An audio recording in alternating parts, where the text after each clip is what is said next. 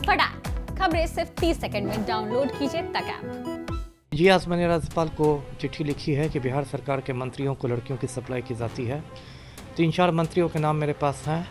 2-3 दिन में मैं कुछ और तथ्य जमा कर रहा हूँ। 2-3 दिन में मैं उनके नामों का भी खुलासा कर दूंगा और तब तक मुझे उम्मीद है कि ऑनरेबल हाई कोर्ट इस मामले की सीबीआई जांच के आदेश दे देगा, तो मैं सारे नाम को एफिडेविट के साथ, हलफनामा के साथ सीबीआई को सौंप दूंगा। जो शेल्टर होम है, शेल्टर होम पार्ट 2, इसमें भी सेम बात है, सरकार की प्रतिक्रिया भी सेम है।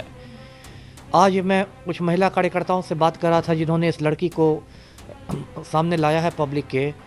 वे लोग जब इस लड़की को लेकर डीएम के पास गई, पटना डीएम के पास, तो डीएम ने उस लड़की से मुलाकात तक नहीं की।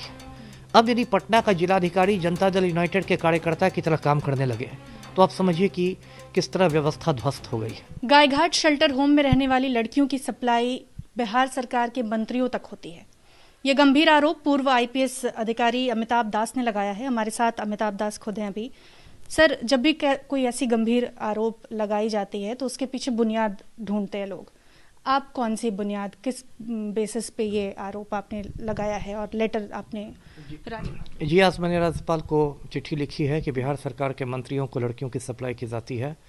3-4 मंत्रियों के नाम मेरे पास हैं। 2-3 दिन में मैं कुछ और तथ्य जमा कर रहा हूँ। 2-3 दिन में मैं उनके नामों का भी खुलासा कर दूंगा और तब तक मुझे उम्मीद है कि ऑनरेबल हाई कोर्ट इस मामले की सीबीआई जांच के आदेश दे देगा, तो मैं सारे नाम को एफिडेविट के साथ, हलफनामा के साथ सीबीआई को सौंप दूंगा। जी, ये क्या दबंग मंत्री हैं? कोई ऐसा आप हिंट देना चाहें, कौन है जिसके बारे में पता चल सके, थोड़ा आइडिया हो कि किसके बारे में बात हो रही है? नहीं, हिंट देना तो ठीक नहीं रहेगा क्योंकि वो तो लगेगा कि मैं पहेलियां बुझा रहा हूँ। तो इसलिए जब भी मेरे नाम आएंगे, क्योंकि अब इसमें तो जो भी मंत्री रहेगा वो खुद ब खुद दबंग हो जाएगा, क्योंकि कोई शरीफ मंत्री तो ये करेगा नहीं काम। तो इसलिए मैं पूरे सबूत जुटाकर एफिडेविट के साथ, हलफनामा के साथ सीबीआई को सौंपूंगा। जी, जब पहले दिन लड़की बाहर आई और उसने पूरी बात बताई, उसके बाद नेक्स्ट डे समाज कल्याण विभाग ने इस मामले को ये कहते हुए खारिज कर दिया कि अंदर कई सीसीटीवी कैमरे लगे हुए हैं और ऐसी कोई बात नहीं है। फिर हाईकोर्ट मामले में हस्तक्षेप करता है, सुओ फोटो लेता है, कमेटी की रिपोर्ट आती है और पता चलता है कि कई सीसीटीवी कैमरे जो। इस पूरे मामले को आप कैसे देखते हैं? आप आईपीएस अधिकारी रह चुके हैं, लॉ एंड ऑर्डर, तमाम सारी चीज़ें आपको कैसे नज़र आती हैं सारी चीज़ें? नहीं, कोई भी मामला जब उजागर होता है, कोई भी कांड, तो सरकार की पहली जो होती है प्रतिक्रिया की लिपापोती कर दो, मामले को दबा दो, है ना। मुजफ्फरपुर बालिका गृह कांड हुआ था, आपको याद होगा, 4-5 साल पहले, और उसमें भी यही सरकार थी नीतीश कुमार की और शुरू में ऐसे ही लिपापोती की कोशिशें हुई थी। उसमें भी मुझे याद है कि डीजीपी महोदय और समाज कल्याण विभाग के प्रधान सचिव ने एक ज्वाइंट प्रेस कॉन्फ्रेंस किया था और कहा था कि सीबीआई जांच की कोई आवश्यकता नहीं है। जब फिर दबाव में सीबीआई जांच के आदेश दिए गए तो बिहार की जो उस समय समाज कल्याण मंत्री थी मंजू वर्मा, उनको इस्तीफा देना पड़ा, फिर उनको जेल भी जाना पड़ा, उनके पति चंद्रशेखर वर्मा को भी जेल जाना पड़ा, और फिर केस का जो सूत्रधार था, जो किंग पिन था, ब्रजेश ठाकुर, वो आज तिहाड़ जेल में उम्र कैद काट रहा है। तो ये जो शेल्टर होम है, शेल्टर होम पार्ट 2, इसमें भी सेम बात है, सरकार की प्रतिक्रिया भी सेम है। आज मैं कुछ महिला कार्यकर्ताओं से बात कर रहा था जिन्होंने इस लड़की को सामने लाया है पब्लिक के। वे लोग जब इस लड़की को लेकर डीएम के पास गई, पटना डीएम के पास, तो डीएम ने उस लड़की से मुलाकात तक नहीं की। अब यदि पटना का जिलाधिकारी जनता दल यूनाइटेड के कार्यकर्ता की तरह काम करने लगे तो आप समझिए कि किस तरह व्यवस्था ध्वस्त हो गई है। और एक एफआईआर नहीं हो रहा है। एफआईआर एक रूटीन चीज़ है, एक छोटी चीज़ है। पहले गांधी मैदान थाना की पुलिस आती है, पुलिस ने 45 मिनट उस बच्ची से बातचीत की और कहा कि ये तो हमारे थाने का मामला नहीं है, बहादुरपुर थाने का मामला है। फिर बहादुरपुर ने कह दिया ये तो महिला थाना का मामला है। तो जिसको बोलचाल की भाषा में फेंका फेंकी कहते हैं, ये थानों के बीच फेंका फेंकी चल रहा है। अब ऑनरेबल हाई कोर्ट ने सुओ मोटू कॉग्निजेंस लिया है, स्वतः संज्ञान लिया है, और हाई कोर्ट ने इस बात पर नाराजगी भी जताई है कि एक एफआईआर क्यों नहीं हो रहा है।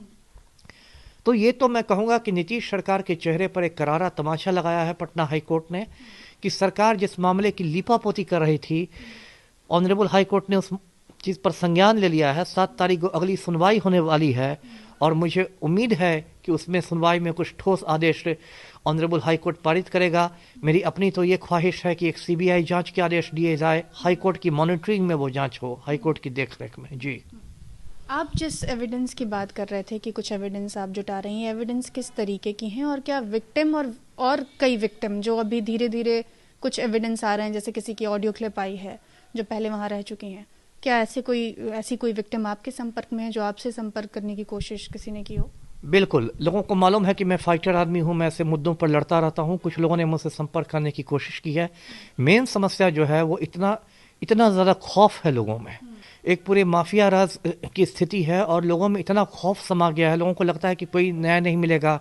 कुछ लोगों को अपनी जान पर खतरा लगता है, जैसे कि वही छोटी सी बच्ची है जिसने बात कही है।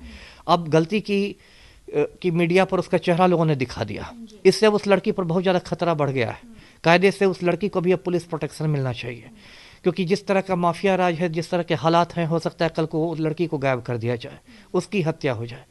तो सबसे खतरनाक चीज़ है कि ये खौफ का माहौल है और कोई खुलकर बोलना नहीं चाह रहा है ना। लोगों को लगता है कि कहीं मैं किसी मंत्री का नाम ले लूँ, कल को मेरी हत्या हो जाए, ये हो जाए, तो लोग घबराए हुए हैं। मैं अभी उनको ये कन्विंस कर रहा हूँ कि भाई घबराने की बात नहीं है, मैं आपके साथ मजबूती से खड़ा हूँ, मैं सुप्रीम कोर्ट तक आपकी जंग लड़ूंगा। और वो धीरे धीरे करके मुझे सबूत दे रहे हैं। जी, तो आपको उम्मीद है कि और भी कई खुलासे होंगे इस मामले में? बिल्कुल, उम्मीद इसलिए बढ़ी है क्योंकि हाईकोर्ट के रुख के बाद लोगों में एक उम्मीद जगी है कि ये मामला अब दबेगा नहीं।